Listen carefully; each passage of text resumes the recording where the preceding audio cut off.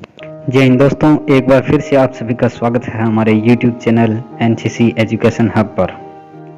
तो चलिए आज की इस वीडियो में बात करने वाले हैं कि एनसीसी में कितने रैंक होते हैं, इनके क्या क्या नाम होते हैं और ये कैसे दिए जाते हैं, सबसे बड़ी रैंक कौन सी होती हैं, एनसीसी की जो सबसे छोटी रैंक से लेकर सबसे बड़ी रैंक तक की बात करने वाले हैं। और हम इसमें बात करने वाले हैं एनसीसी के जो तीनों विंग है, आर्मी, नेवी और एयरफोर्स, तीनों विंग में इन रैंक को किस नाम से जाना जाता है।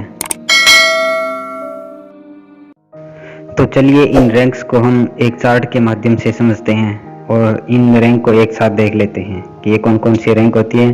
फिर हम उसके बाद में इन रैंकों की फोटो सहित इनकी जो क्या क्या योग्यताएं हैं उनके सहित इनको देखेंगे। एनसीसी में ज्वाइन होते ही विद्यार्थी को कैडेट्स रूप में बुलाया जाता है। एनसीसी में रैंक के सिलसिले में पहला पायदान लांस कॉर्पोरल का आता है, उसके बाद में कॉर्पोरल और उसके बाद में सार्जेंट, फिर कंपनी क्वार्टर मास्टर सार्जेंट और फिर कैडेट अंडर ऑफिसर या जूनियर अंडर ऑफिसर के नाम से भी जाना जाता है और सबसे बड़ी रैंक सीनियर अंडर ऑफिसर। यह एनसीसी की सबसे उच्चतम रैंक है। सर्वप्रथम एनसीसी में छात्रों को कैडेट्स के रूप में ही प्रवेश दिया जाता है। इसके उपरांत उनकी विभिन्न पदों पर पदोन्नति की जाती है। पदोन्नति के लिए उन्हें पद के अनुरूप विभिन्न शर्तों को पूरा करना होता है। ये शर्तें हम निम्न प्रकार से समझते हैं। एनसीसी की सबसे पहली रैंक है एलसीपीएल यानी लांस कॉर्पोरल। इस रैंक को ग्रहण करने के लिए वह कम से कम 3 महीने की ट्रेनिंग उसने की होनी चाहिए। 75% अटेंडेंस यानी उपस्थिति उसकी 75% होनी चाहिए। और ये रैंक हमारी सज्जी बांह राइट आर्म्स पर एक काली पट्टी के रूप में लगाई जाती है। इसके बाद नेक्स्ट रैंक है सीपीएल यानी कॉर्पोरल। इस रैंक को हासिल करने के लिए हमें कम से कम 6 मंथ के लिए लांस कॉर्पोरल पद पर रहना होगा। 75% उपस्थिति के साथ साथ हथियारों का जो प्रशिक्षण टेस्ट है यानी वेपन टेस्ट वो पास किया हुआ होना चाहिए। और सीपीएल रैंक के लिए हमारे सज्जी आर्म पर 2 काले रंग की पट्टी लगाई जाती है। उसके बाद में नेक्स्ट रैंक है एसजीटी यानी सार्जेंट। इसके लिए कम से कम 6 महीने के लिए कॉर्पोरल रैंक पर रहना पड़ेगा। और जो कैडेट है वो सेकेंड ईयर का कैडेट होना आवश्यक है। इसके लिए 3 पट्टी हमारी सज्जी आर्म पर लगाई जाती है। उसके बाद नेक्स्ट रैंक है CQMS यानी कंपनी क्वार्टर मास्टर सार्जेंट। इस रैंक को हासिल करने के लिए 6 महीने के लिए सीपीएल रैंक पर ही रहना पड़ेगा और वह कैडेट सेकेंड ईयर का कैडेट होना चाहिए। और इसके लिए जो हमारी सज्जी आर्म है उस पर 3 काले रंग की पट्टी और उसके ऊपर अशोक स्तंभ लगेगा। यह रैंक जो सार्जेंट रैंक है इसके समान ही है, बस इसमें अंतर इतना ही है कि इसके ऊपर अशोक स्तंभ लग जाएगा। इसके बाद में नेक्स्ट जो रैंक है अपनी वो है अंडर ऑफिसर, UO नाम से भी इसे पुकारा जाता है। इस रैंक को हासिल करने के लिए हमें कम से कम 6 महीने के लिए सार्जेंट रैंक पर रहना पड़ेगा और कैडेट्स B सर्टिफिकेट होल्डर होना चाहिए।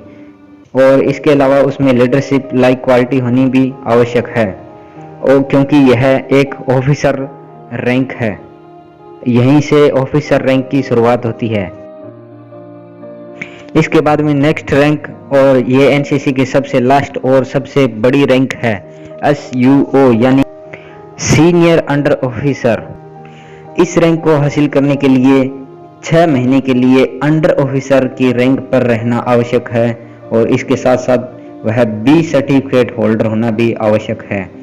और इस रैंक के लिए लीडरशिप क्वालिटी जितनी भी है वो एक कैडेट के अंदर होनी आवश्यक है, तभी वह इस रैंक के लिए एलिजिबल होगा।